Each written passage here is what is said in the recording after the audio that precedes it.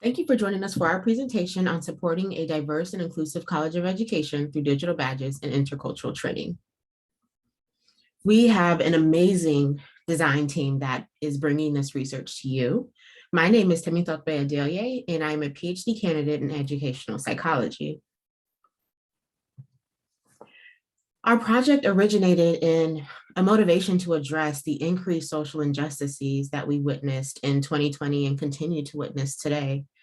Our rage and frustration and sadness based in the injustices called us to action. And so we formed a team and started looking at data such as College of Education 2020 survey responses, asking graduate students, what supports do you need from the college to become an education social justice advocate? We also sought input from faculty members who have been engaged in social justice research and education for decades. And birthed out of those explorations, we applied for 2 grants to support our project through the College of Education as well as through CILMAR. Looking at cultural relevance in higher education, research shows that there is promise for engaging in culturally relevant pedagogies. Specifically, graduate teaching assistants play a prominent role in preparing future teachers. And that's the population we wanted to target, are the pre-service teachers who will soon be going into classrooms and helping to shape the minds of our nation's future. However, there are a few formal opportunities to develop our GTA's own interpersonal competencies, and that's the area that we sought to explore. Intercultural competence in education can be evidenced by a commitment to deepening awareness and representation of people from diverse populations, to demonstrating respect for and responsiveness to diverse cultural backgrounds and perspectives, and an understanding of our own frames of reference, biases, privilege, and power. The purpose of our research project was to assist graduate teaching assistants in fostering learning environments for pre-service teachers that intentionally support intercultural learning and growth through purposeful cultural considerations. We draw on 2 theoretical frameworks, the first one being the culture cycle and the second one being the intercultural development inventory.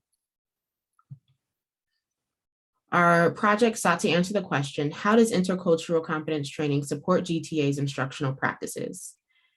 We developed an online learning module that introduced GTAs to intercultural competency in education.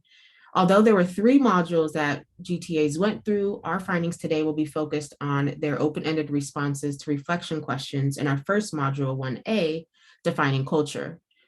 We use a case study approach from 12 GTAs, module 1A reflections, and we use thematic analyses to identify themes from our findings.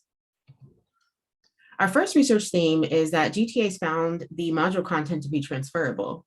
Specifically thinking about the culture cycle, students shared how the culture cycle helps them to create an open, honest, respectful, and transparent classroom without fear, and that the visualization of the cycle helped a student to understand how these 4 components influence their behaviors, values, thoughts, and feelings on different levels.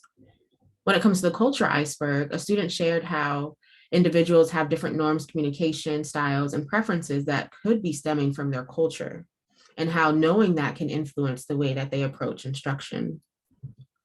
Our second research theme is on GTA's feelings that educators have a responsibility to implement teaching methods that foster collaboration between students, learn and accommodate different cultural aspects in the classroom, extend their global mindset, learn about other cultures, and avoid unintentional exclusion.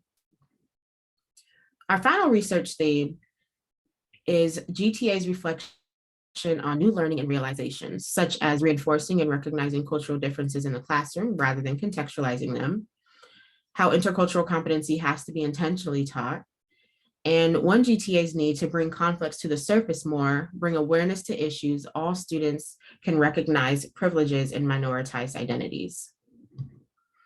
Some implications from our findings are that GTAs want to advance their cultural awareness and thus need more opportunities to reflect and evaluate on their beliefs and biases. Additionally, graduate students are eager to learn from the cultures of their peers and integrate intercultural competencies into their instruction. And so this further supports the need to offer more advanced training for GTAs as they enter classrooms. So for a final closing, we'd encourage you to reflect on your call to action. How will you implement intercultural competencies into your learning, teaching, and interactions? Thank you so much for listening. And if you're interested in exploring our module, feel free to join our module at the bit.ly link or using the QR code. And as you go through our first module 1A, reflect on what you notice and what you wonder. I hope you enjoy our white paper, and thank you so much for your time.